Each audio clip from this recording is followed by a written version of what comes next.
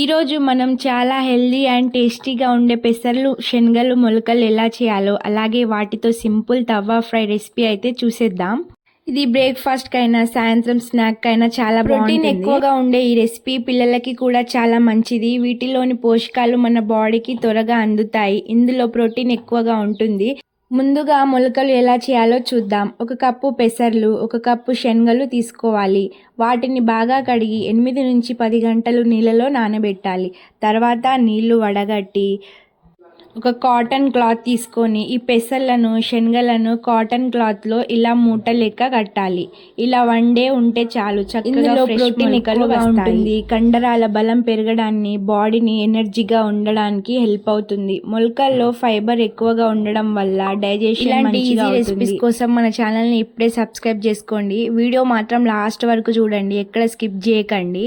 ఇలా మొలకలు రాగానే డైరెక్ట్గానే తినేయచ్చు, కానీ అందరికీ ఇలా తినాలంటే ఇష్టం ఉండదు. అందుకే ఒక రెసిపీ కూడా చూపించిన. ఇవి హెల్త్కి చాలా మంచిది. ఇవి ఇంకా ఇలా మొలకలతో తింటే ఇంకా డబుల్ బెనిఫిట్స్ ఉన్నాయి వీటితో. ఇంకా మీరే చూడండి మొలకలు అయితే ఎంత బాగా వచ్చినాయో. అసలు వన్ డేలోనే ఇంత మంచి వచ్చేసింది మొలకలు. చూడండి మీరే, కనిపిస్తుంది కదా ఎంత మంచిగా వచ్చిందో. ఇంకా ఇవైతే ఇలానే తింటే ఇంకా చాలా మంచిది. ఇలా తినాలనిపించకపోతే ఇంకా చాలా రెసిపీస్ అయితే ఉంటాయి.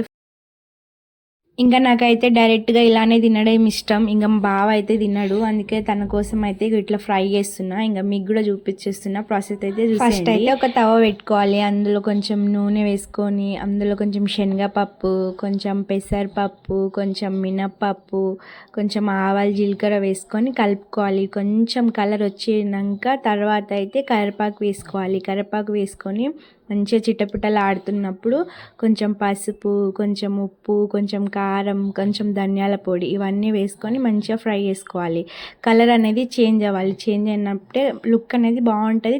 ఒకసారి మీరు కూడా ట్రై చేయండి. టేస్ట్ అయితే అసలు సూపర్ ఉంటుంది. మీరే అంటారు అసలు అబ్బబ్బబ్బా సూపర్, వేరే లెవెల్ అని అనాల్సిందే. ఇవాళ మా బ్రేక్ఫాస్ట్ అయితే ఇదే. చాలా అంటే చాలా ఎమ్మిగా ఉండే.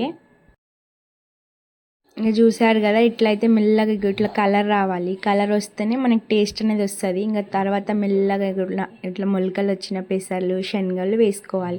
వేసుకొని మెల్లగా కలుపుకోవాలి. ఇట్లా స్పీడ్గా కలుపుకుంటే ఏంటంటే మొత్తం కింద పడిపోతుంది, మాడిపోతుంది. మంట అనేది కూడా తక్కువనే ఉండాలి, సిమ్లోనే ఉండాలి. ఎక్కువ పెట్టుకుంటే మాడిపోతాయి, టేస్ట్ అనేది కూడా చేంజ్ అయిపోతుంది. మంచిగా ఒక 10 మినిట్స్ అయితే ఫ్రై చేసుకోవాలి. మంచిగా ఫ్రై అయితేనే టేస్ట్ అనేది బాగుంటుంది.